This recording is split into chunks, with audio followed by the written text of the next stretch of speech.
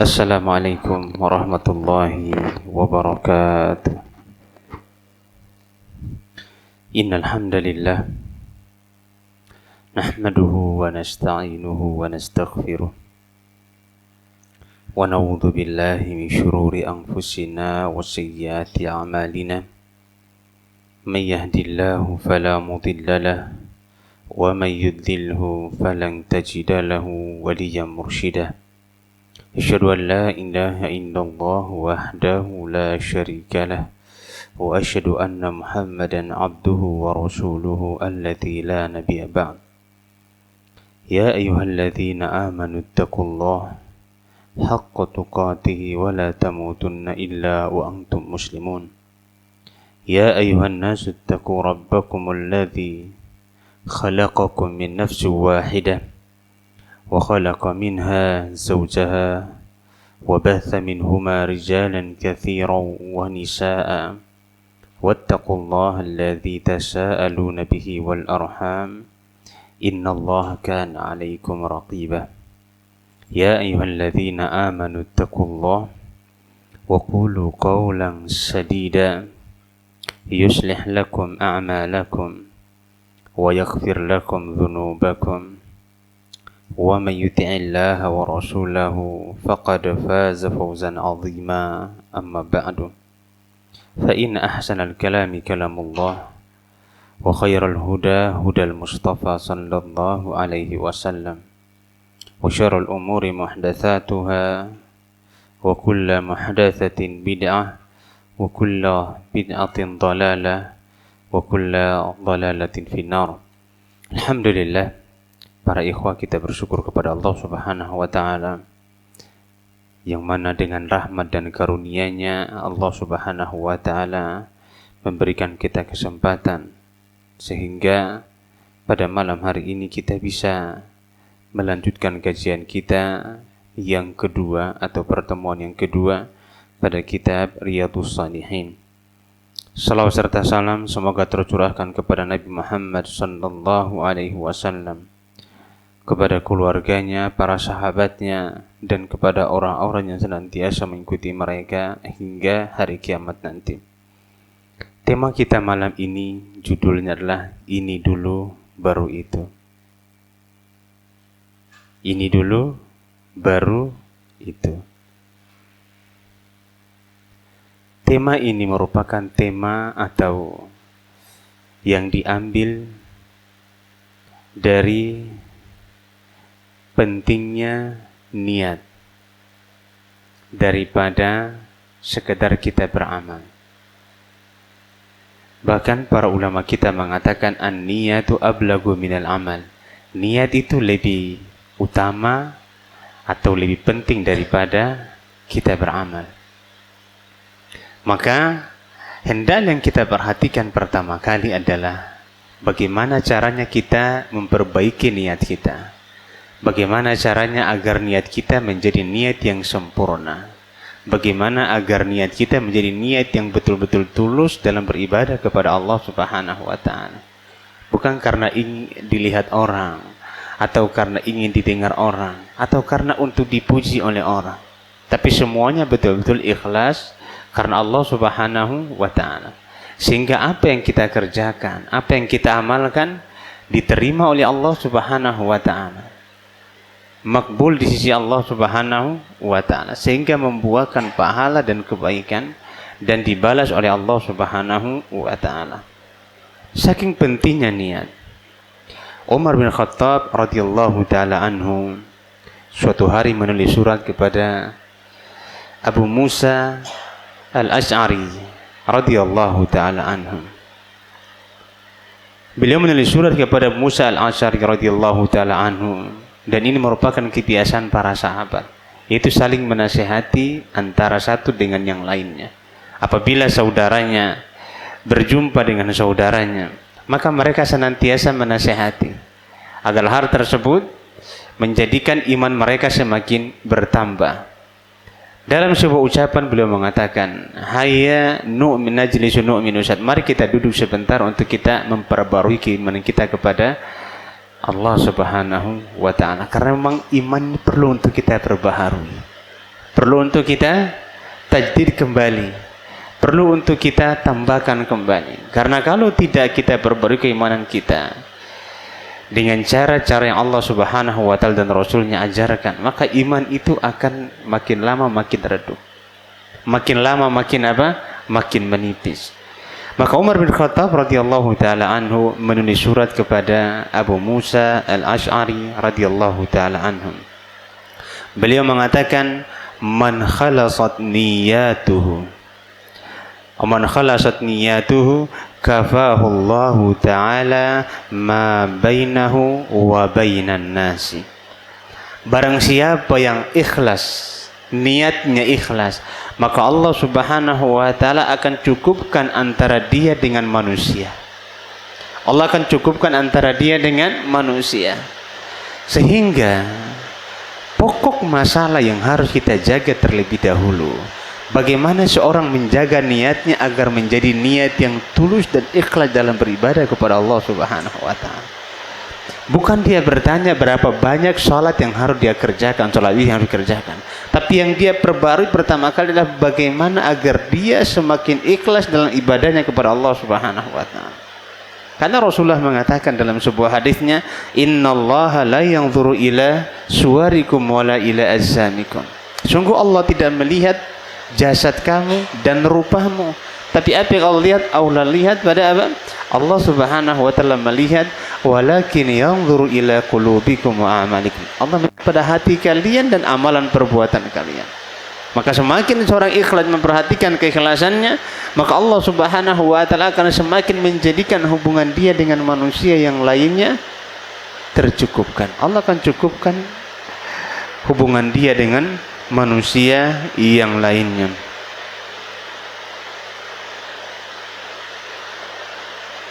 Kemudian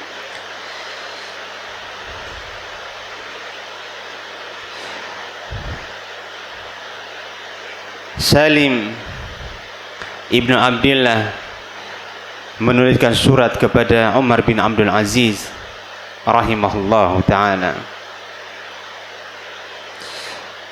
Salim mengatakan kepada Umar bin Abdul Aziz, i'lam anna aunallahi lil abdi ala qadri niyyah, faman tammat niyyatuhu tamma aunullahi lah, wa man naqasa bi qadrihi. Subhanallah. Apa kata beliau? Ini perkataan yang sangat luar biasa. Beliau mengatakan bahwasannya ketahuilah wahai Umar, ketahuilah wahai Umar bin Abdul Aziz. Waktu itu Umar bin Abdul Aziz menjabat sebagai khalifah. Ketahuilah engkau wahai Umar bin Abdul Aziz, sesungguhnya pertolongan Allah Subhanahu wa Ta'ala terhadap seorang hamba itu tergantung dari niatnya. Apabila niatnya semakin sempurna, maka akan semakin sempurna pertolongan Allah kepada dia. Namun jika semakin kurang niatnya, maka akan semakin kurang sesuai dengan kadar niatnya kepada Allah Subhanahu wa Ta'ala. Maka ini dulu yang kita perhatikan, baru itu. Niat dulu yang harus kita perhatikan, baru amalan. Karena ternyata niat lebih penting daripada amalan. Kemudian Ya'qub mengatakan dalam sebuah ungkapannya, beliau mengatakan, al-mukhlisu man yaktum hasanatihi kama yaktum sayyiatihi. Orang yang ikhlas adalah orang yang senantiasa menyembunyikan kebaikannya sebagaimana dia menyembunyikan keburukannya. Kalau kita berbuat maksiat, kita malu orang lihat, kita malu kalau orang tahu. Dan orang yang ikhlas adalah dia menyembunyikan kebaikannya sebagaimana juga dia menyembunyikan keburukannya. Dan ini benar-benar mengaplikasikan keikhlasannya kepada Allah Subhanahu wa Ta'ala. Makanya ada di antara para ulama yang dia melakukan amalan-amalan kebaikan yang begitu banyak, namun tidak ada yang tahu, hatta keluarganya sendiri pun tidak tahu. Ada seorang yang berpuasa selama 40 tahun, istrinya nggak tahu kalau ternyata suami selalu berpuasa. Apa yang dia lakukan? Dia bekerja di luar. bekerja di luar, dia perginya pagi, pulangnya sore. Kalau sore atau kalau sudah malam, ya berarti sudah berbuka puasa. Maka dia pergi pagi. Dia pergi pagi, istrinya bawa makanan untuk dia. Bahasa kita apa? Bontot. Dibawakan bontot untuknya. Agar apa? Agar dia makan nanti. Tapi subhanallah, ketika dia meninggalkan keluarganya, maka makanan yang dia bawa dia sedekahkan kepada orang-orang yang tidak berpuasa. Disedekahkan kepada orang-orang yang tidak berpuasa. Akhirnya istrinya mengira dia sudah makan makanan, padahal dia belum makan. Kenapa? Karena dia dalam kondisi sedang berpuasa. Sedang berpuasa. Ya, sehingga menjaga niat atau memperhatikan niat lebih penting daripada hanya sekedar kita beramal. Kita akan masuk kepada hadis yang berikutnya. Hadis ini hadis yang sangat masyhur. Imam An-Nawawi rahimahullahu taala mengatakan, "Wan Amiril Mu'minin Abi Hafsin Umar bin Khattab ibnu Nufail ibnu Abil Aiz ibnu Al-Aiz ibnu Ribah ibnu Abdullah ibnu Qurat, kemudian ibnu Razah ibnu Adi ibnu Ka'b ibnu Lu'ay ibnu Ghalib Al-Qurashi Al-Adawi radhiyallahu anhum." Nasabnya Umar bin Khattab radhiyallahu taala anhu berjumpa dengan nasab Nabi Muhammad sallallahu alaihi wasallam pada ibnu Ka'b. Ibnu apa? Ibnu Ka'b, pada Ka'b, kakek mereka yang keberapa, anak enggak terlalu paham ini ya. Yang jelas nasab beliau berjumpa dengan Nabi Muhammad SAW, dan Umar bin Khattab termasuk dari suku Quraisy. Beliau mengatakan,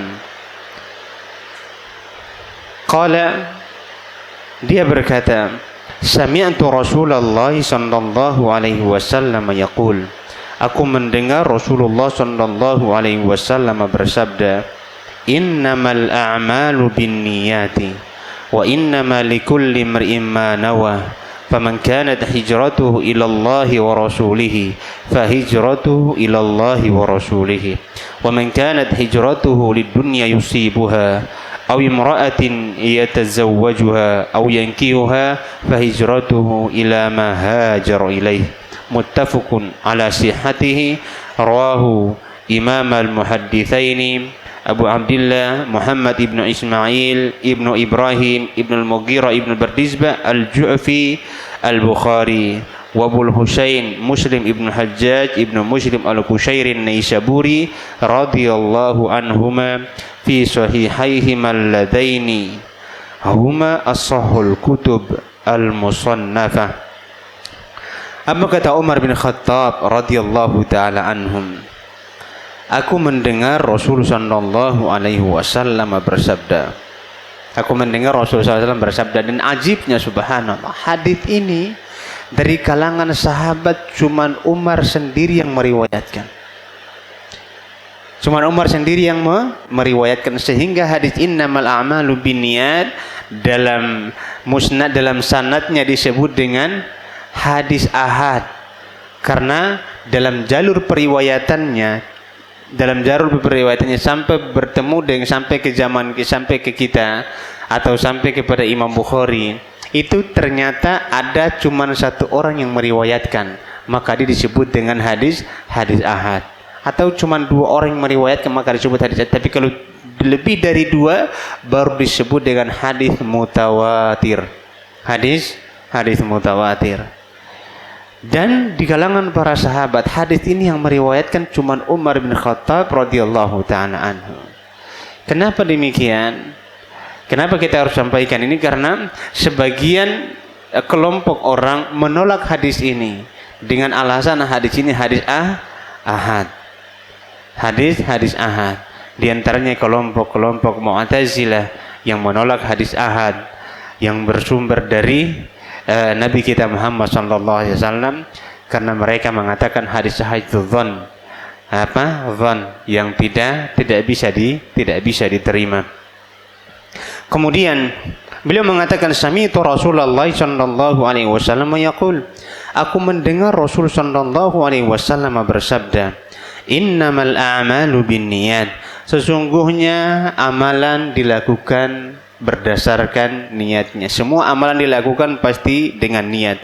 Wa innamal likulli imrin ma nawa, dan semua akan mendapatkan sesuai dengan apa yang dia niatkan. Amalan yang dikerjakan kita dapatkan sesuai dengan apa yang kita niatkan. Faman kanat hijratuhu ila Allah wa rasulih fa hijratuhu ila Allah wa rasulih.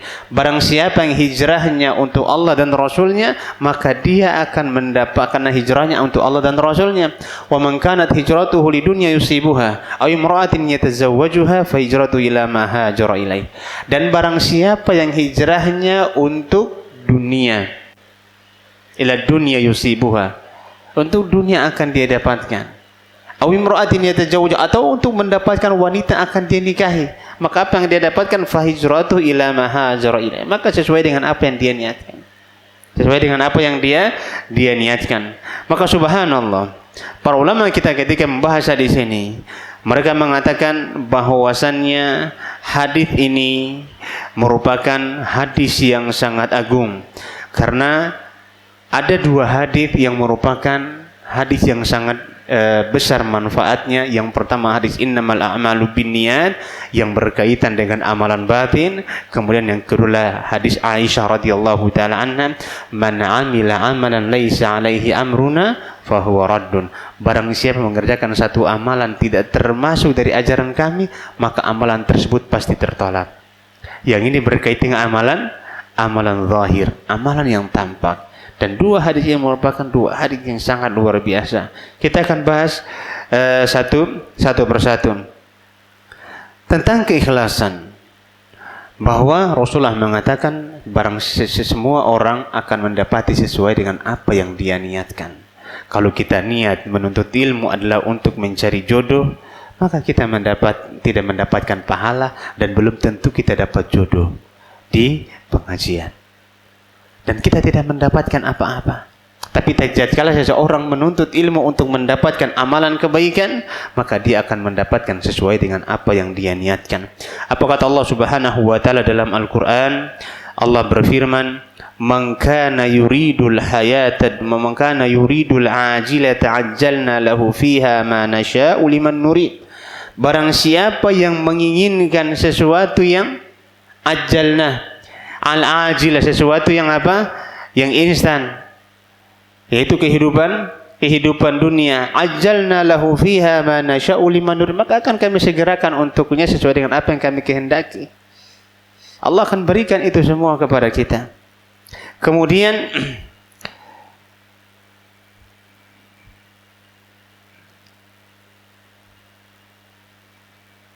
Kemudian dalam ayat yang lain Allah Subhanahu wa taala mengatakan, "Wa man aradal akhirata was'a laha sa'yaha wa huwa mu'minun fa ulaika kana sa'yuhu mashkura." Dan barang siapa yang menginginkan kehidupan akhirat, was'a laha sa'yaha, dan dia terus berusaha untuk mencari jalan-jalannya untuk mendapatkan akhirat tersebut, maka Allah mengatakan fa ulaika kana sa'yuhu mashkura, maka orang-orang tersebut adalah usaha-usaha mereka akan mendapatkan hasil dari apa yang mereka kerjakan. Sehingga memperbaiki dan menjaga niat kita dalam beribadah kepada Allah Subhanahu wa taala harus senantiasa kita perhatikan. Agar apa? Agar tujuan kita beribadah apakah untuk Allah ataukah bukan untuk Allah Subhanahu wa taala. Apakah kita beribadah kepada Allah Subhanahu wa taala karena dilihat orang, atau karena takut kepada siapa, atau karena takut kepada fulan, atau karena agar dilihat fulan, atau agar dilihat orang ini, atau kamu betul-betul ikhlas kepada Allah Subhanahu wa taala. Dan semua kita akan mendapatkan sesuai dengan apa yang dia niatkan.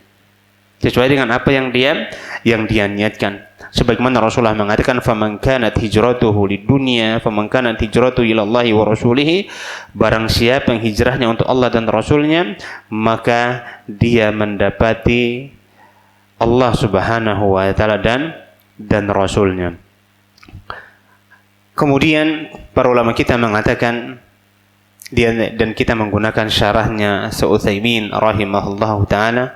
Utsaimin mengatakan aqsamul hijrati, hijrah ini terbagi dua atau terbagi tiga. Pembagian hijrah ini berkaitan dengan bagaimana seorang itu hijrah dan bagaimana seorang meninggalkan maksiat, apakah dia ikhlas kepada Allah Subhanahu wa taala atau tidak. Beliau mengatakan hijrah terbagi menjadi tiga. Yang pertama adalah al-hijratul makan, al-hijratul lil amal, hijrah dari amalan perbuatan. Yang kedua hijratul lil amil, hijrah dari pelaku maksiat atau menghijrah pelaku maksiat.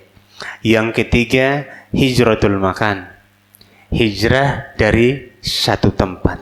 Kita akan bahas satu persatu dan ini semuanya berkaitan dengan masalah niat. Beliau mengangkat yang pertama adalah hijratul makan. Beliau mengatakan wa a'zamuha, di antara tiga hijrah yang paling di tiga hijrah di atas, a'zamuha hijratun min biladil kufri ila biladil Islam. Yang di antara hijrah yang paling besar pahalanya, yang paling agung adalah hijrah atau meninggalkan tempat kekufuran atau negeri yang kafir kepada negeri Islam. Kepada negeri Islam. Kenapa demikian? Fa ayyantaqilul insana mimman kana takthiru fihi al-ma'asi. Yaitu seseorang meninggalkan atau berpindah dari sebuah tempat yang di situ banyak maksiat kepada tempat yang banyak apa? Afan, ini salah ana baca. Wa qad dzakara ahli annahu yajibu 'alal insani ayyuhajira min biladil kufri ila biladil Islam. Dan para ulama kita telah menyebutkan bahwasannya wajibnya seorang untuk hijrah dari negeri kafir ke negeri muslim. Dan harus diperhatikan bahwasannya kita tidak boleh mengunjungi negeri yang kafir atau tempat-tempat yang di sana terjadi kekufuran. Tanpa kita harus menyebutkan tempat-tempat, dan antum sudah bisa memberikan permisalan. Kita tidak boleh berkunjung atau siaha atau liburan ke tempat-tempat yang di situ tempat kekufuran. Ya, dan banyak di dunia ini tempat-tempat yang manusia dikhususkan untuk berbuat syirik kepada Allah Subhanahu atau maksiat kepada Allah Subhanahu wa taala. Maka kita tidak boleh datang ke tempat tersebut. Tempat tersebut yang mana di situ adalah full dengan maksiat kepada Allah Subhanahu wa taala. Bahkan para ulama kita memberikan 3 syarat bolehnya seorang muslim berhijrah atau berangkat ke negeri yang kafir. Apalagi sekarang ada namanya travel kemana. Nah, para ulama kita mengatakan tidak boleh berjalan-jalan ke negeri yang kafir, atau tidak diharamkan untuk melakukan perjalanan ke negeri kafir kecuali apabila terpenuhi 3 syarat. Dan 3-tiganya harus terpenuhi. Yang pertama adalah, syarat yang pertama, hendaklah tidak dia memiliki ilmu yang cukup agar dia bisa menolak syubhat yang datang kepadanya. Ini syarat yang pertama. Kalau enggak cukup ilmu, masih awam, maka tidak boleh. Jadi 3 syarat ini harus terpenuhi. Kenapa demikian? Karena kita tahu maka di saat negeri kafir, orang-orang kafir bisa saja menjadikan seorang muslim itu murtad dari agamanya. Maka kita tidak boleh ke sana. Tidak boleh berjalan ke sana kecuali apabila kita memiliki ilmu yang dapat menangkal syubhat-syubhat yang akan datang kepada kita. Ana mau tanya, saya bisa jawab, mana kasih hadiah.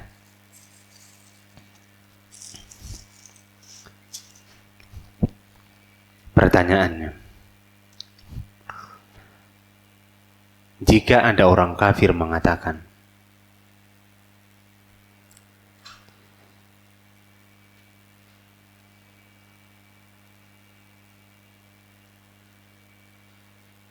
kalian umat Islam tidak akan masuk surga Yang masuk surga itu orang Yahudi dan Nasrani.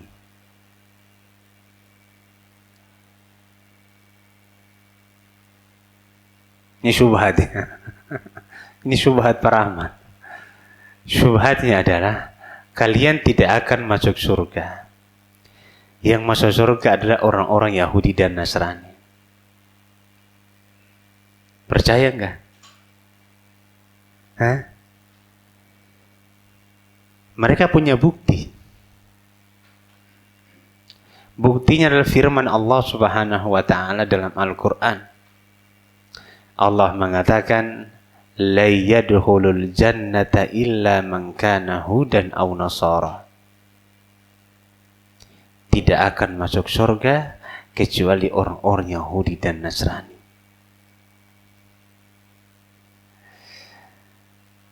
Siapa yang bisa membantah? Dalam Al-Quran disebutkan.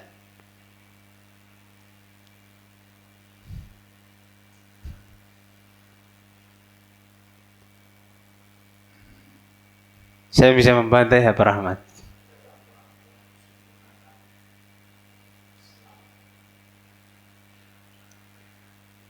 Ya, telah kusempurnakan agamamu.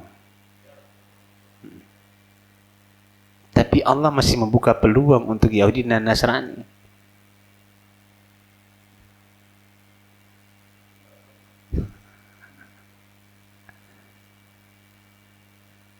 Apa jawabannya? Ya, ini lumayan, Masya Allah. Kita kasih hadiah, Pak. Fadhal. Barakallahu fiik. Selanjutnya, Hakif Panji. Ya, lanjutannya apa? Iya, ini terdapat dalam surat Al-Baqarah ayat 111. Apa kata Allah dalam Al-Quran? Jadi biasanya orang-orang itu ingin menyerang kita dengan cara ayat-ayatnya dipotong. Dipotong-potong ayat itu. Dan kadang-kadang kita bisa percaya. Kalau kita nggak punya ilmu. Kalau kita mau bantah-bantah dengan ayat setelahnya. Apa kata Allah? Wa qalu la yadkhulul jannata illa man kana hudan aw nasara. Dan orang-orang Yahudi mengatakan, wahai umat Islam, kalian tidak akan masuk surga kecuali Yahudi dan Nasrani. Bantah mereka dengan ayat setelahnya. Apa bantahannya? Qul hatilka amaniyuhum. Ayat setelahnya sambungannya. Itu adalah angan-angan mereka. Qul hatu burhanakum in kuntum shadiqin. Datangkan bukti-bukti kalian jika kalian memang benar orang-orang yang jujur. Ternyata mereka tidak punya bukti. Kalau kita tidak punya ilmu yang cukup, apalagi zaman sekarang mereka menggunakan logika-logika yang sangat luar biasa, maka tidak boleh seorang muslim berjalan ke sebuah negeri untuk berkunjung semata berkunjung atau jalan-jalan. Dengan catatan, dengan syarat, apabila dia tidak punya ilmu yang cukup untuk menolak syubhat mereka. Dan ini hukumnya haram. Kenapa? Karena konsekuensinya ada beberapa hal. Kita berkunjung atau berjalan ke negeri kafir, yang pertama adalah di sana banyak maksiat. Yang kedua adalah kita akan semakin memperkuat iktisadiyah mereka, yaitu apa? Perekonomian mereka. Semakin banyak umat Islam berkunjung ke negeri kafir, maka secara otomatis pemasukan negara tersebut akan makin banyak, dan itu yang menyumbang siapa? Umat Islam itu sendiri. Maka hukumnya haram. Kecuali apabila kita punya ilmu. Ini syarat yang pertama. Syarat yang kedua, dia punya agama yang kuat. Agamanya harus kuat. Yang mana dengan kekuatan agama ini, dia bisa menolak syahwat. Bisa menolak syahwat. Karena ujian yang paling besar menimpa kita. Rasulullah SAW mengatakan, "Ma taraktu fitnatan hiya adharu 'ala rijali minan nisa." Aku tidak meninggalkan satu fitnah yang paling besar menimpa kaum laki-laki kecuali fitnah perempuan. Maka kalau masalah perempuan, jangan sok-sokan kita bilang kita apa? Kita kuat imannya. Aku nggak goyang iman aku. Hati-hati, ini perempuan. Karena kalau perempuan ini subhanallah kita bisa lemah di hadapannya. Jangankan yang lemah imannya, yang kuat imannya sekalipun bisa tertarung di bawah kaki syahwat. Dan di negeri kafir kita tahu di sana vulgarnya luar biasa. Bagaimana terbukanya kaum perempuan? Bagaimana tidak ada aturan-aturan yang mengatur mereka? Maka tidak boleh kita ke sana kecuali kita punya agama yang kuat, yang bisa melindungi diri kita dari syahwat. Karena kita lihat banyaknya orang yang melakukan maksiat tatkala dia berjalan, tatkala dia berkunjung, tatkala dia mengunjungi satu tempat. Dan ini semuanya adalah berkaitan dengan masalah niat. Syarat yang ketiga adalah ayyakuna muhtajan ila dzalik. Dia punya kebutuhan. Dia punya kebutuhan. Seperti berdagang ke negeri kafir, atau dia akan mengekspor sebuah barang, atau dia akan membeli sebuah barang di sana. Maka dia boleh ke sana. Atau dia belajar.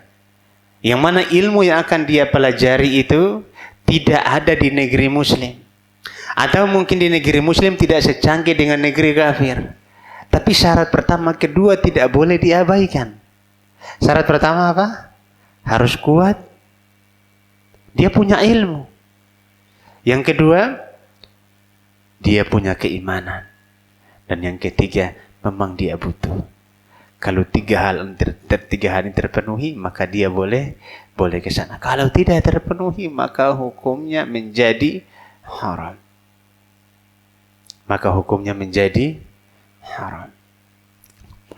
Ini 3 syarat. Yang selanjutnya, yang kedua adalah hijratul amal. Yaitu meninggal, tadi hijratul makan. Dan sekarang hijratul amal. Dan hijrah dari tempat yang tidak akan terhapus sampai hari kiamat. Bukan hanya terbatas di hijrah Fathul Makkah saja atau sebelum Fathul Makkah.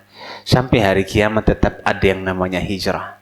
Karena dalam sebuah hadis Rasulullah mengatakan hijrah tidak akan terputus sampai datangnya hari kiamat. Maka selalu ada hijrah dari negeri kafir ke negeri muslim. Yang kedua adalah hijratul amal. Hijrah dari amalan perbuatan. Hijrah dari amalan perbuatan ini yang memang harus kita amalkan semua.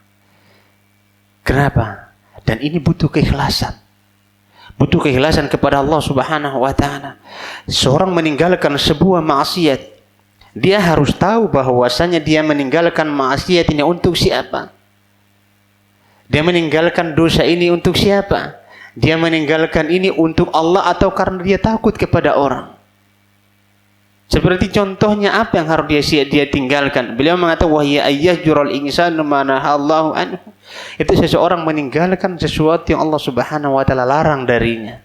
Ya Allah larang dari dia harus tinggalkan. Dan ini hijrah, terutama orang yang telah terbiasa melakukan sebuah maksiat, kemudian dia akan meninggalkan maksiat tersebut.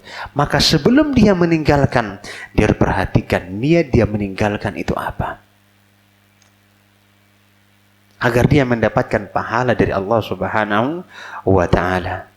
Seperti misalnya seorang yang lisannya selalu berkata-kata yang kotor. Ini perbuatan. Selalu mencela saudaranya. Kalau berkata tutur katanya buruk, tutur katanya jorok, dan lain sebagainya. Orang seperti ini apa yang harus dia lakukan? Maka dia harus hijrah dari lisannya. Dia harus menjaga lisannya untuk meninggalkan hal-hal yang tidak pantas untuk dia ucapkan. Dan dia harus meniatkan agar semua itu berbuah pahala bagi dia.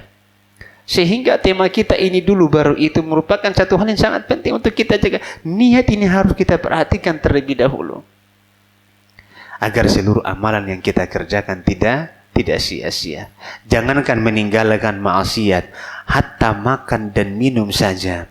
Kalau benar niat kita dapat pahalanya.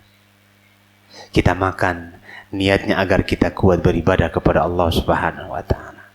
Bisa nggak kira-kira kita dapat pahala? Main bola, bisa nggak dapat pahala dari main bola? Bisa. Dapat dosa kalau berantem. Tapi kalau kita olahraga, main bola, niatnya agar makin kuat fisik kita, agar makin kuat beribadah kepada Allah Subhanahu wa taala, maka seorang mendapatkan pahala dari ibadah, dari olahraga yang dia dapatkan. Agar makin fit makin fit tenaganya, maka dia akan mendapatkan sesuai dengan apa yang dia niatkan. Maka ini pentingnya niat untuk kita jaga dan kita amalkan. Hijrah dari tempat. Seseorang yang selalu lisannya kata-kata kotor, dia harus ingat apa kata Allah Subhanahu wa taala dalam Al-Qur'an, apa kata Rasulullah sallallahu alaihi wasallam, wa innar rajula la yatakallamu bil kalimah. Seorang laki-laki mengucapkan satu kalimat. Kalimat ini dia tidak memperdulikannya. Dia enggak tahu ternyata kalimat tersebut menyebabkan dia dimasukkan ke dalam neraka selama 60 tahun, 70 tahun, sejauh 70 tahun. La haula wala quwwata. Karena satu kata. Maka hal-hal seperti ini harus kita tinggalkan. Menzalimi saudara kita juga harus kita tinggalkan. Karena bagian dari kezaliman, Allah mengatakan dalam hadis kursi, ya ibadi inni haramtu dzulma ala nafsi wa ja'altu bainakum muharrama. Wahai hamba-hambaku, aku telah menjadikan keharaman itu terdapat pada diriku. Aku telah mengharamkan diriku untuk berbuat zalim, dan aku haramkan kezaliman itu kalian lakukan. Maka jangan kita berebut untuk meninggalkan kezaliman, berbuat zalim kepada orang. Kita butuh untuk hijrah. Kita butuh untuk meninggalkannya. Kita butuh untuk apa? Untuk membenahi dari hal-hal tersebut, agar kita menjadi orang-orang yang lebih baik. Sebagaimana juga para sahabat Nabi Muhammad SAW. Dahulu juga peminum khamar. Ya sama dengan sekarang. Ada yang pakai narkoba dan lain sebagainya. Dia harus hijrah dari hal tersebut. Dan hijrah dari kelalaian juga bagian daripada hijrah kepada Allah Subhanahu wa taala. Kemudian yang selanjutnya,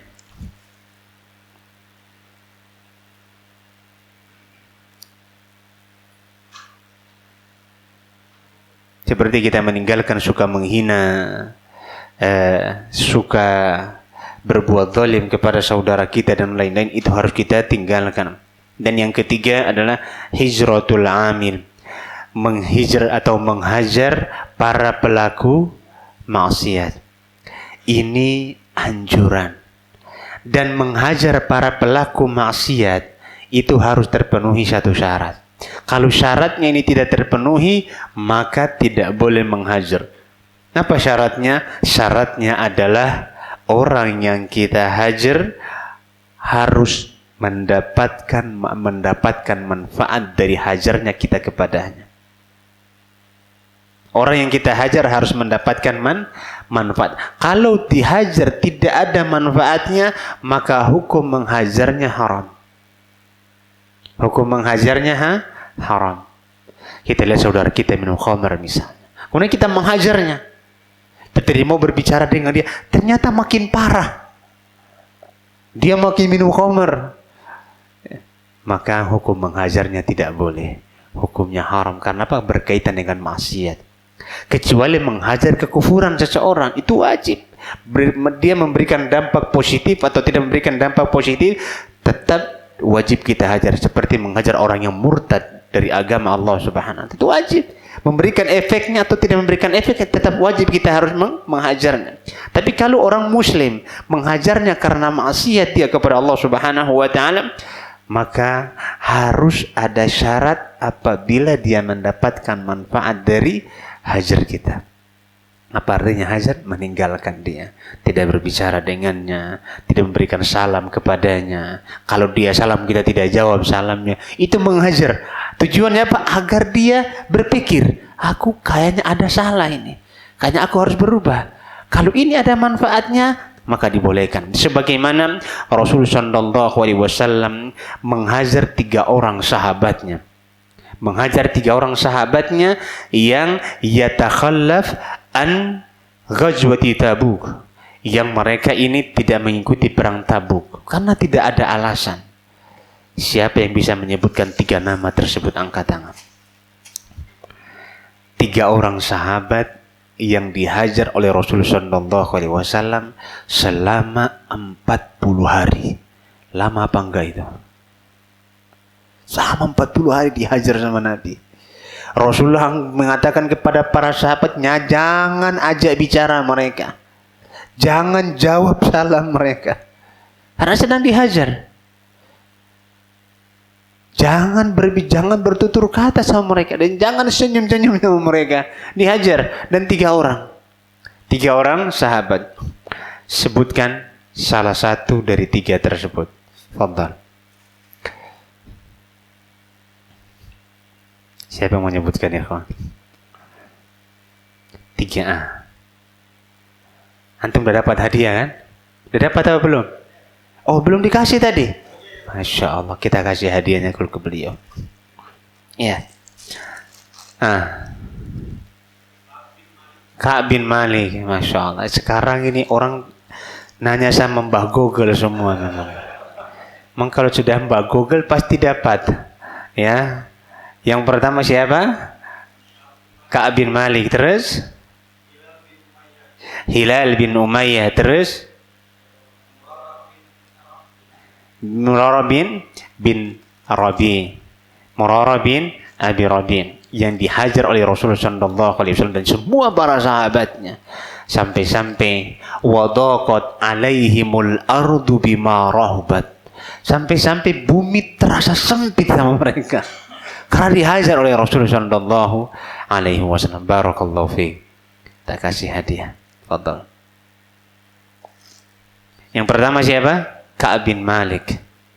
Yang kedua Hilal ibnu Abi Umayyah. Dan yang ketiga adalah Murarah bin Ar-Rabi'. Murarah bin Ar-Rabi'. Yang kemudian Allah Subhanahu wa ta'ala turunkan ayat berkaitan dengan 3 orang tersebut, mengatakan bahwa mereka jujur dalam ucapan mereka. Maka ikhwah dan akhwat yang semoga dirahmati Allah Subhanahu wa ta'ala, butuhnya keikhlasan dalam berhijrah. Semuanya kita butuh. Dan dalam semua amalan juga kita sangat membutuhkan namanya keikhlasan ketika kita hendak melakukan amalan-amalan tersebut. Sehingga para ulama kita senantiasa menasihati diri mereka sendiri. Seperti contohnya Yakub, beliau mengatakan, atau Yakub atau yang lainnya, atau Ma'ruf Al-Karhi rahimahullahu ta'ala juga mengatakan dalam sebuah ungkapannya, ya nafsi ikhlisi tatakhallaqsi. Wahai jiwaku, ikhlaslah, engkau pasti selamat. Ikhlaslah, engkau pasti selamat. Jadi intinya kita harus ikhlas. Lalu bagaimana caranya kita bisa ikhlas? Yang juga sudah ditanyakan pertemuan semalam. Pertemuan pertama, bagaimana caranya agar seorang bisa menjaga keikhlasannya kepada Allah Subhanahu wa ta'ala. Itu yang harus kita tempuh. Yang pertama, dia harus paham bahwasanya yang punya surga dan neraka hanyalah Allah Subhanahu wa ta'ala, bukan manusia. Manusia enggak punya surga sama neraka. Yang kedua, an-nasu la yadurru wa la yanfa. Manusia tidak bisa memberikan manfaat dan madarat kepada kita sama sekali. Dia enggak bisa. Untuk apa kita beramal kemudian kita ingin dia puji kita, sementara manfaatnya dia tidak bisa memberikan kepada kita, atau madaratnya pun tidak bisa dia berikan kepada kita. Sehingga sia-sia kalau kita berharap kepada manusia. Dan bahkan para ulama kita mengatakan tidak ada satupun di dunia yang paling mengecewakan kecuali satu hal, yaitu berharap kepada manusia. Kalau kita sudah berharap kepada manusia, ingat, ujung-ujungnya pasti kecewa. Tapi kalau kita berharap kepada Allah Subhanahu wa ta'ala, maka tidak akan kecewa. Sehingga kita harus paham bahwasannya yang membalas kita, yang memberikan manfaat kepada kita, yang memberikan madarat kepada kita, hanya Allah Subhanahu wa ta'ala. Ya, kita tidak perlu baperan sama orang. Makanya para ulama kita mengatakan, kalau orang muji, ya pujian itu biasa saja, dicela pun biasa saja. Itulah orang yang ikhlas. Dipuji. Nah, makanya kalau kita puji seorang, kalau kita dipuji oleh orang, kita harus baca doa, ya. Jangan sampai kita termakan pujian tersebut. Ini namanya makan puji. Makan puji itu bahaya. Ya. Sehingga apa doa ketika dipuji? Siapa yang bisa jawab doa ketika mendapatkan pujian dari saudaranya? Tonton. Astaghfirullah, Masya Allah. Ini hadiah ini. Bukan.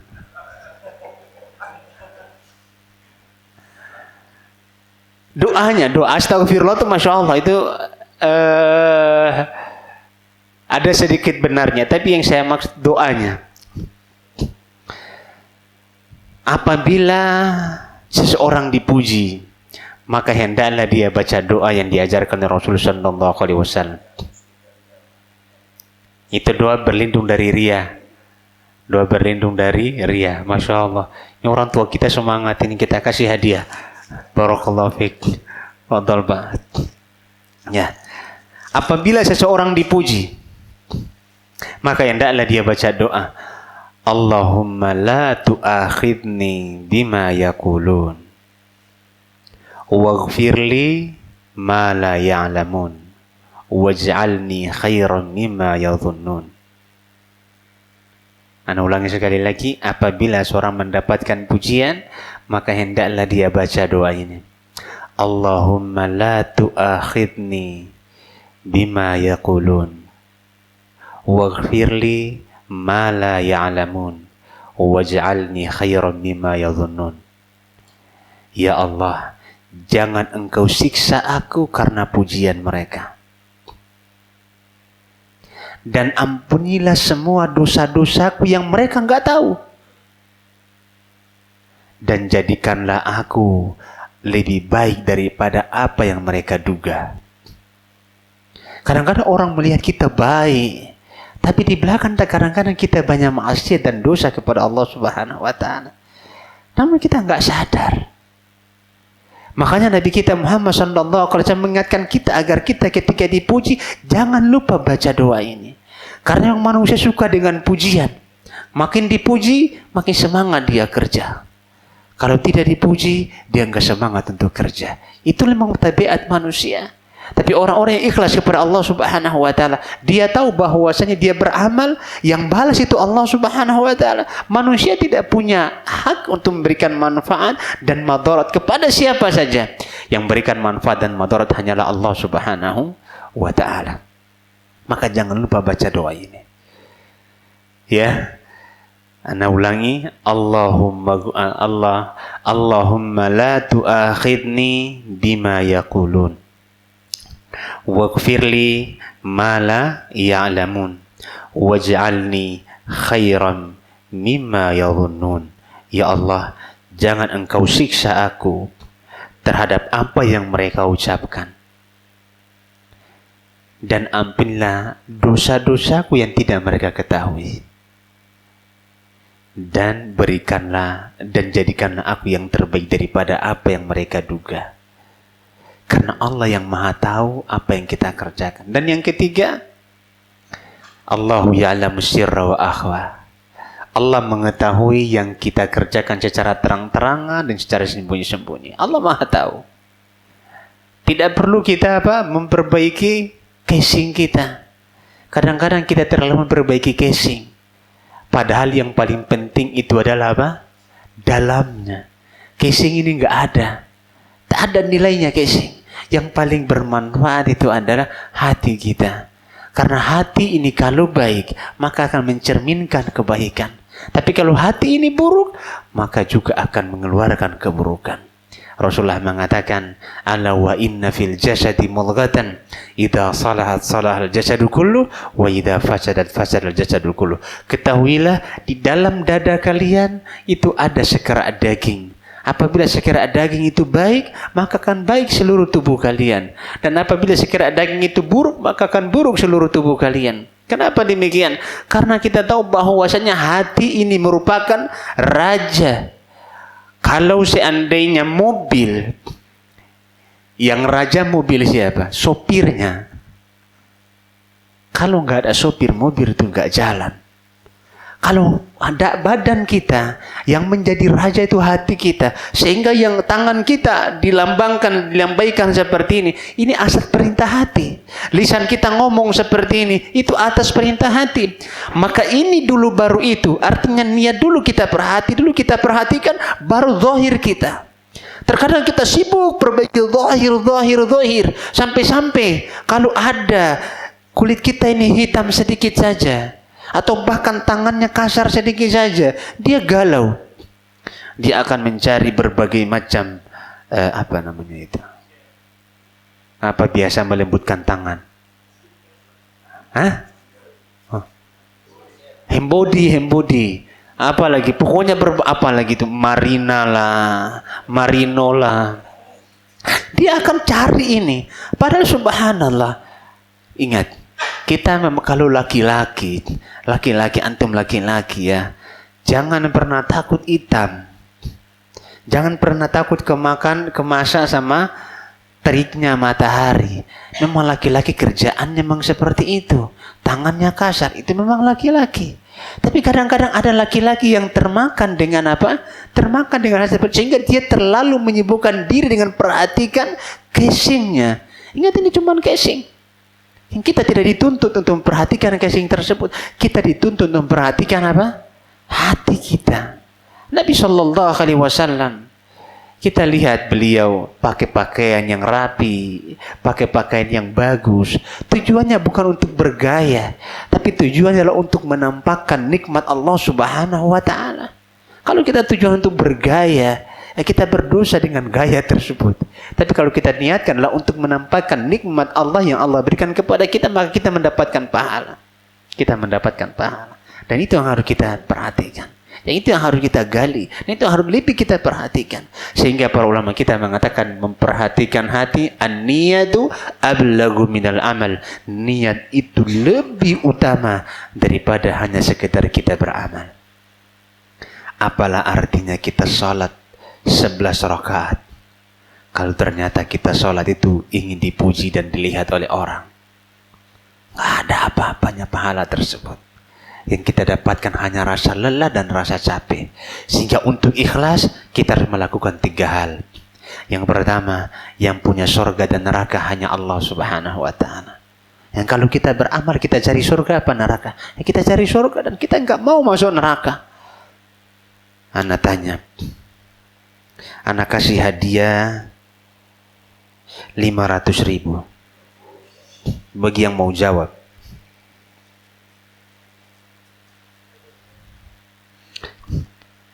Pertanyaannya simple. Siapa yang mau masuk neraka, angkat tangan.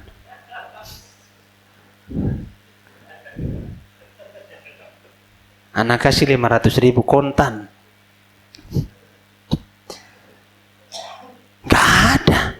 Ya kok kita beramal capek-capek, kita sholat sampai jidat kita ini hitam, kita maunya masuk surga, bukan masuk neraka.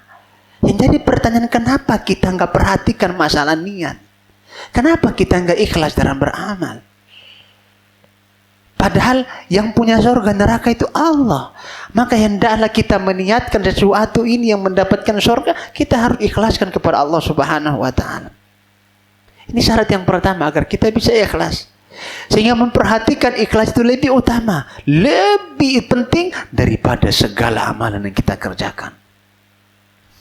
Karena kita tidak mau masuk neraka, kita pengen masuk surga. Yang kedua, al-makhluq la yanfa' wa la yadur. Manusia tidak bisa memberikan madarat dan manfaat kepada kita, tidak bisa menimpakan bahaya kepada kita, dan tidak bisa memberikan manfaat kepada kita. Yang memberikan manfaat dan madarat kepada kita hanya Allah semata. Makanya Rasulullah menasihati Ibnu Abbas. Beliau mengatakan, ya gulam, inni u'allimuka kalimat. Wahai anak kecil, aku akan ajarkan kepada kamu satu kalimat. Jadi kalau nasihat anak kecil kadang-kadang dengan kata-kata yang baik, tutur kata yang baik. Kalau orang Arab itu, ya gulam. Kalau orang Jawa, anak perempuan, do. Kalau anak laki-laki, le. Kalau orang Medan, Ucok. Oh, ucok itu memang ucok. Ucok ya, Pak? Buyung.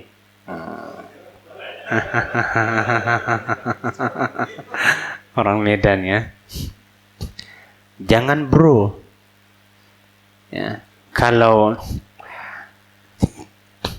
pakai kata-kata yang baik, pakai kata-kata yang lembut. Apa kata Rasulullah kepada Ibnu Abbas? Ya gulam, inni u'allimuka kalimatin. Wahai anak kecil, aku akan ajarkan kamu beberapa kalimat. Ihfadillahi yahfadka. Jagalah Allah, Allah pasti menjaga kamu. Ini kaidahnya. Apa yang kita jaga? Apakah Allah perlu dijaga? Bukan Allah yang dijaga, aturan-aturan yang kita jaga. Allah pasti akan jaga kita. Allah pasti akan lindungi kita. Ketika Allah memerintahkan kita untuk meninggalkan maksiat dan kita senantiasa meninggalkan maksiat tersebut, maka Allah akan menjaga hamba-hambanya. Dalam sebuah hadis Rasulullah mengatakan, qala Allah Ta'ala, Allah Subhanahu wa taala berfirman, "Man 'ada li waliyan adzantuhu bil harbi." Barang siapa yang mengganggu, memusuhi wali-waliku, maka Allah Subhanahu wa taala akan umumkan perang dengan mereka. Siapa wali-wali Allah? Wali-wali Allah adalah orang-orang yang menjaga aturan-aturan Allah Subhanahu wa taala, menjaga kewajiban-kewajiban Allah Subhanahu wa taala, dan dia senantiasa mengamalkan apa Allah perintahkan kepada dia dan meninggalkan apa yang Allah larang kepadanya. Sehingga Allah akan menjadikan dia sebagai wali. Dan ingat, wali itu bukan warisan, tapi betul-betul karunia dari Allah Subhanahu wa taala yang Allah berikan kepada seorang hamba agar dia dijadikan sebagai wali. Makin harus kita perhatikan. Man adzani waliyan faqad adzantuhu bil harbi. Barang siapa yang mengganggu, menyakiti waliku, maka Allah Subhanahu wa taala akan mengumumkan perang dengan dia. Allah mengatakan apa? Wa ma taqarraba ilayya 'abdi. Dan tidaklah hambaku mendekatkan diri kepadaku shibran, satu jengkal, aku akan mendekat kepadanya satu hasta. Dan tidaklah hambaku mendekatkan kepadaku dengan berjalan, maka aku akan mendatangi dengan cara harwalatan. Harwala itu bukan lari ya, tapi berjalan cepat. Harwala itu berjalan cepat. Man atani masyian ataitu harwalatan. Itu Allah Subhanahu wa taala. Maka Nabi kita menasihati Ibnu Abbas, ihfadillah yahfadka. Jagalah Allah, Allah akan jaga kamu. Dan berapa banyak kita tidak terkena musibah karena Allah jaga kita. Mungkin karena sedekah yang kita keluarkan, mungkin karena sholat malam yang kita keluarkan, mungkin karena salam yang saya berikan kepada saudara kita, atau mungkin karena senyum yang kita berikan atau karena dosa satu yang kita berusaha untuk meninggalkannya, atau karena berbuat baiknya kita kepada kedua orang tua kita. Akhirnya Allah Subhanahu wa taala menghindari kita dari berbagai macam musibah karena amalan-amalan kebaikan yang kita kerjakan. Ihfadillah yahfadka. Ihfadillah tajidhu tujahak. Jagalah Allah, seakan-akan engkau mendapati Allah berada di hadapanmu. Kemudian apa kata Rasulullah sallallahu alaihi wasallam? Ini berikan yang poin yang kedua. La yadur wa la yanfa. Manusia tidak bisa memberikan manfaat dan madarat, bahaya kepada kita. Wa alam. Ketahuilah wahai Ibnu Abbas, annal ummata law istama'u. Kalau seandainya umat ini bersatu padu semuanya, ayyang fa'uka bi syai'in lam yanfa'uka illa bi syai'in qad kataballahu lak. Bersatu padu untuk memberikan manfaat kepada kamu, maka mereka tidak akan bisa memberikan manfaat kepadamu kecuali apa yang telah Allah Subhanahu wa taala tetapkan untuk kamu. Jangankan satu orang, jangankan dua orang, semua manusia ada di permukaan bumi bersatu padu untuk memberikan manfaat kepadamu. Mereka tidak akan mampu kecuali apa yang telah Allah berikan kepada kamu. Sebaliknya, walau ijtama'u ayyadurruka. Kalau misalnya mereka bersatu padu untuk membinasakan kamu, membahayakan kamu, mereka tidak akan mampu membahayakan kamu kecuali apa yang telah Allah Subhanahu wa taala tetapkan menimpamu. Jadi untuk apa kita melakukan amalan? Agar dipuji oleh orang, atau untuk cari perhatian orang, atau ria kepada orang. Sementara yang memegang kekuasaan. Hatta nyawa kita di tangan Allah Subhanahu wa taala. Allah yang berhak menimpakan musibahnya kepada kita. Ana teringat dengan ketika terjadi tabrakan beruntun di Kalimantan.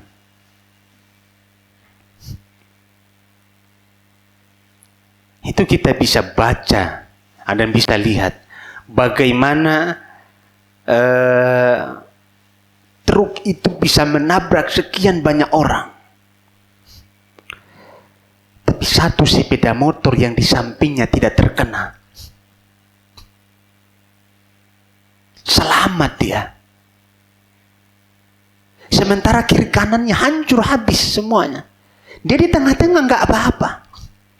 Nggak kena sedikit pun puing-puingnya, selamat. Dari mana ini bisa? Karena memang Allah belum tentukan musibah itu menimpanya. Allah belum menentukan bahaya ini menimpanya. Allah menyelamatkan. Kalau kita berpikir secara logika, akal kita tidak bakalan sampai. Tapi itulah takdir. Yang berikan manfaat kepada kita, yang berikan madarat kepada kita, hanya Allah Subhanahu wa taala semata. Makanya ada zikir yang senantiasa kita baca setelah selesai kita melaksanakan sholat 5 waktu. Zikirnya adalah Allahumma la mani'a lima a'taita wa la mu'tiya lima mana'ata. Ya Allah, tidak ada yang bisa menghalangi apa yang telah Engkau berikan, dan tidak ada yang bisa memberikan apa yang telah Engkau halangi. Kita baca setiap kali sholat, kita berzikir setiap kali sholat, mengingatkan kepada kita tujuannya apa? Agar sholat tadi saya lakukan untuk Allah Subhanahu wa taala. Apa yang mau menghalangi? Siapa yang akan memberikan hidayah kepada kita kalau Allah telah menyesatkan kita? Siapa yang bisa memberikan kita makan dan minum kalau Allah telah menjadikan kita lapar? Bayangkan banyak orang bisa makan dengan menggunakan selang, sementara dia punya mulut dan gigi, tapi dia nggak bisa makan. Kenapa? Karena Allah cabut nikmat makan dari dia, akhirnya harus dibantu pakai selang, dan betapa sakitnya makan pakai selang. Berapa banyak orang yang tidak bisa berjalan dengan kedua kakinya, sementara dia punya kaki. Kenapa demikian? Karena Allah cabut nikmat kaki dari dia, dan Allah ganti dengan kursi roda. Dia nggak bisa apa-apa. Berarti kita harus yakin bahwa yang memberikan manfaat dan madarat kepada kita hanya Allah semata. Bukan karena kita kuat ototnya, bukan karena kita rajin olahraga, bukan. Tapi karena Allah Subhanahu wa taala memberikan hal tersebut, akhirnya kita mampu untuk melakukannya. Udah habis waktunya. Nah. Hari udah habis. Habis ya. Mau kita lanjut? Iya. Saya udah jam 9 ini. Tuan rumah gimana? Kita lanjut, Pak Ardin? Iya. Sedikit lagi. Syarat yang ketiga, Allah Subhanahu wa taala mengetahui semua yang kita kerjakan, dan tidak akan pernah tersembunyi dari Allah Subhanahu wa taala. Satu pun, sekecil apapun, Allah akan balas. Jadi dari sini kita bisa memperbaiki keikhlasan kita kepada Allah Subhanahu wa taala. Dari sini kita ternyata paham, ternyata memperbaiki niat lebih penting daripada hanya sekedar kita beramal. Ternyata memperhatikan masalah hati ini jauh lebih penting daripada kita memperhatikan masalah amal. Tapi dua-duanya harus kita perhatikan. Kita bukan membahas kita boleh meninggalkan, bukan. Tapi yang mana lebih penting?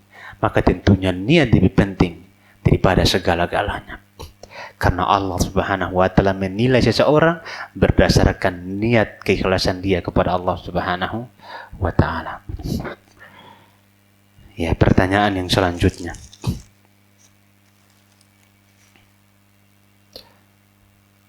Kadang-kadang kalau kita ikhlas dalam beribadah, ikhlas banget, kadang-kadang menjaga niat ini di 3 kondisi.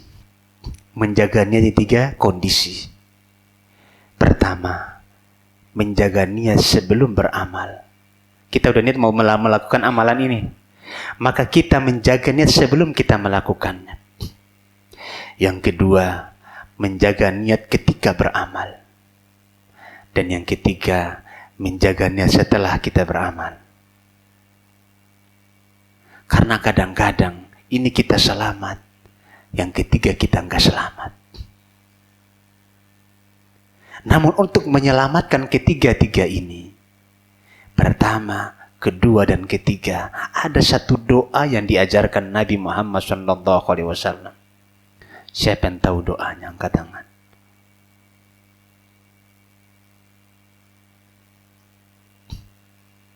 Iya. Ya, agak mendekati. Ini hadiahnya udah habis, nggak apa-apa kita kasih lah, Masya Allah. Barakallahu fiik.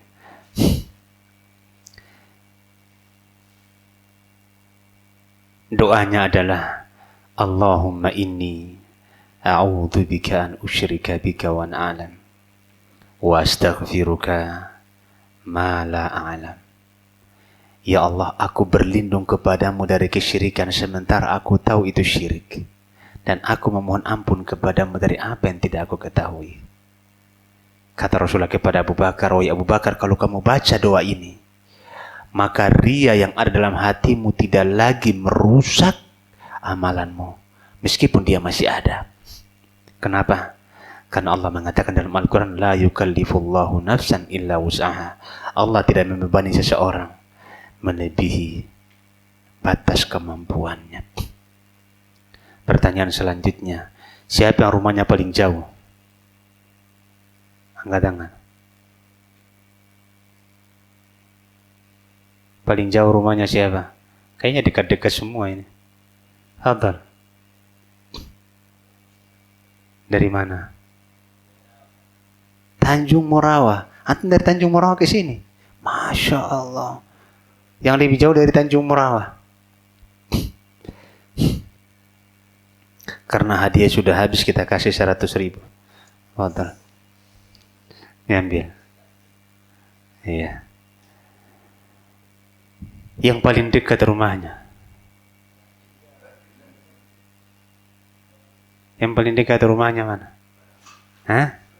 Pak Rahmat. Selain tuan rumah.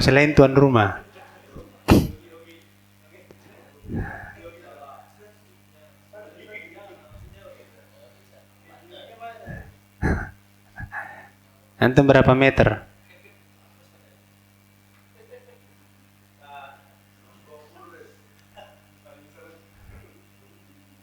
Dekat? Dekat. Iya. Masya Allah. Banyak hadiahnya ternyata.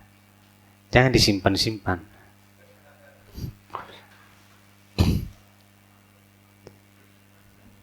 Jadi memang kita kasih hadiah buku biar selalu dibaca. Fadlah. Pengantarnya Dr. Syafiq Rija Basalama. Masya Allah.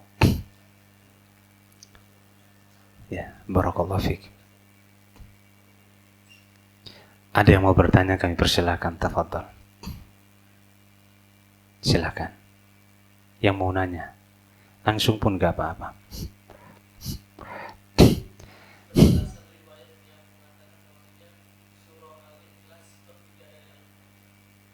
Iya, sepertiga dari Al-Quran. Rasulullah mengatakan bahwasannya barang siapa yang membaca surat Al-Ikhlas, maka dia seakan-akan telah membaca sepertiga Al-Quran. Sepertiga Al-Quran bukan berarti kita telah baca sepertiga Al-Quran, bukan. Tapi pahalanya setara dengan sepertiga Al-Quran. Ini yang pertama. Yang kedua, maknanya itu mencakup sepertiga Al-Quran. Kenapa? Karena surat Al-Ikhlas ini mengandung yang pertama tauhid kepada Allah Subhanahu wa Ta'ala. Dan dalam Al-Quran hampir sepertiga membahas tentang keesaan Allah Subhanahu wa Ta'ala. Karena di dalam Al-Quran Kebanyakan dalam Al-Quran, bahkan hampir sepertiganya membahas tentang apa? Ketauhidan dan keesaan Allah Subhanahu wa Ta'ala. Sehingga barang siapa membaca surat Al-Ikhlas, seakan-akan dia telah membaca sepertiga Al-Quran. Maksudnya pahalanya itu mendapatkan sepertiga dari Al-Quran. Kenapa? Karena makna dari surat Al-Fatihah itu mencakup sepertiga makna dari Al-Quran, yaitu tauhid kepada Allah Subhanahu wa Ta'ala. Ya, atau mengesahkan ibadah hanya kepada Allah Subhanahu. Pertama, ayat pertama, Qul huwallahu ahad. Katakanlah dia Allah yang Maha Esa. Ini tauhid apa? Tauhid apa? Tauhid rububiyah apa uluhiyah? Uluhiyah. Keesaan Allah Subhanahu. Allah itu satu, tidak ada syarikat baginya. Allahus Samad. Allah tempat bergantung segala sesuatu. As-Samad berarti ini berkaitan dengan apa? Berkaitan dengan tauhid asma wa sifat. Dan surat ini mengandung dan mengajarkan kepada kita tentang tauhid kepada Allah Subhanahu wa Ta'ala. Wallahu ta'ala alam bisawab. Yang lain?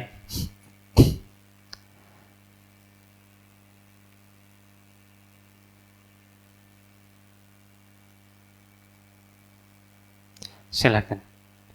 Jangan malu-malu bertanya.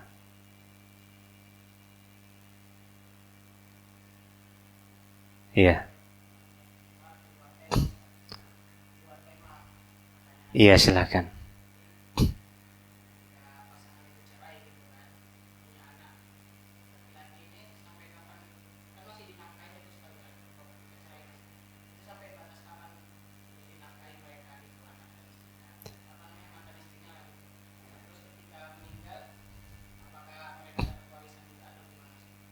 Sudah bercerai, ibu bapak, berkaitan dengan anak-anak, sampai usia berbatas usia berapakah orang tua tidak menafkahi anaknya? Ya, untuk perempuan dan laki-laki, terlepas untuk seorang wanita, terlepas nafkah orang tuanya apabila dia telah menikah, maka kewajiban nafkah terputus dari orang tua. Tapi kalau orang tuanya mau bantu, maka itu yang dianjurkan dalam Islam. Demikian pula anak laki-laki. Kalau dia sudah dewasa dan mampu bekerja sendiri, maka terputus nafkah itu dari orang tuanya. Agar tujuannya dia bisa mandiri. Dan juga dia bisa apa? Dia bisa menyiapkan dirinya lebih mandiri dan bisa siap ketika orang tua nanti kalau sudah tidak ada. Dan apabila setelah bercerai orang tuanya meninggal dunia, apakah anak tersebut mendapatkan warisan? Tetap dapat warisan. Sampai kapanpun dia dapat warisan. Bahkan sampai ibunya menikah lagi ataupun ayahnya menikah lagi, tetap anaknya dapat warisan dari harta orang tuanya. Dari harta orang tuanya. Hanya saja nanti di sana ada perbedaannya. Ada perbedaannya adalah perbedaan warisan adalah akhus syaqiq, ikhwatus syaqiq atau asyiqa atau ikhwatul li'ab. Saudara kandung, saudara seayah atau ikhwatul li'um atau saudara seibu. Ya, ini yang membedakan warisannya. Inilah yang akan membedakan warisan pada kasus-kasus yang ada. Jadi tetap dia dapat warisan. Tetap dia dapat warisan. Dan sampai kapan? Sampai mereka mandiri. Sampai anak laki-laki ini bisa mandiri sendiri, bisa bekerja sendiri, baru kewajiban nafkah itu.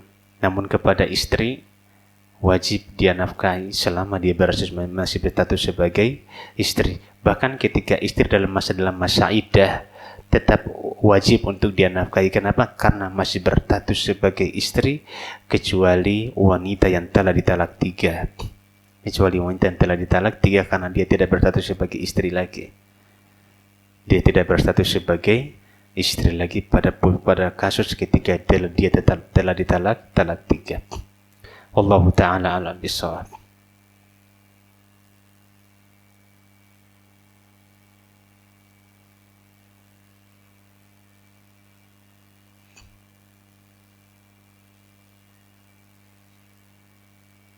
Tafadhal.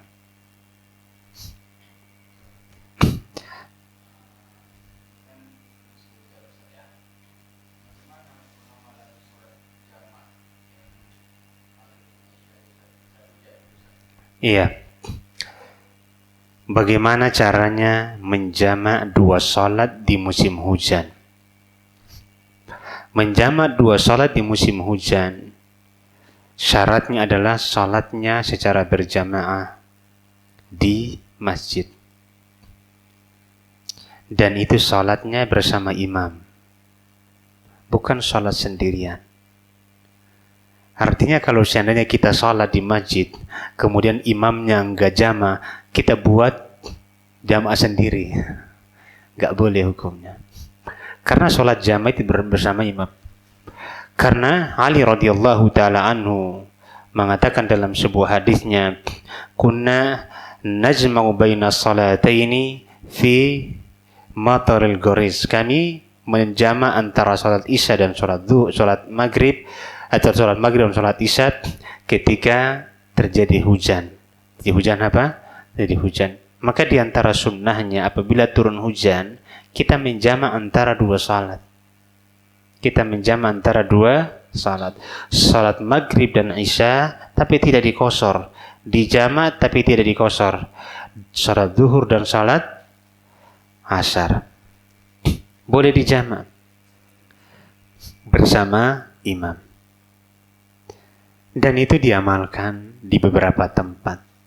Namun di beberapa masjid itu kebanyakan masjid belum mengamalkan. Wallahu ta'ala alam bisawab. Apakah memang ilmunya belum sampai? Dan itu tidak masalah jika mereka melakukan salat tetap tepat pada waktunya. Tepat pada waktunya. Kenapa demikian? Karena ini bagian daripada keringanan dan rukhsah dari Allah Subhanahu wa taala. Sehingga kalau kita berbicara tentang rukhsah, jangan kita ngambil kepada perasaan masa hujannya cuma sebentar kita kita menjama salat. Bukan ini. Apa kata Rasulullah SAW? Tilka sadaqatun tasaddaqallahu biha faqbalu sadaqatahu. Itulah sedekah yang Allah sedekahkan kepada kalian, maka terimalah sedekah dari Allah Subhanahu wa taala. Dan di antara sedekah Allah Subhanahu wa taala rukhsah-rukhsah yang tadi, keringanan-keringanan yang tadi. Menjama antara dua salat. Seorang yang sakit juga boleh menjama salat, tapi dia tidak boleh mengqasar. Itu bagian dari rukhsah dan keringanan yang Allah berikan kepada kita. Maka kita harus terima rukhsah tersebut. Wallahu ta'ala. Dan ini boleh. Dan ini diperbolehkan dengan catatan apa? Harus bersama imam. Wallahu ta'ala alam bisawab.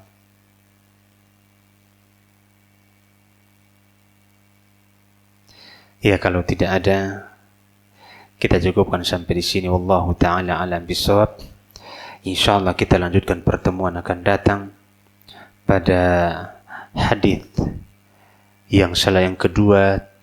Tatkala Aisyah mengatakan bahwasannya di hari kiamat nanti Rasulullah mengatakan bahwa seseorang akan dibangkitkan sesuai dengan niatnya.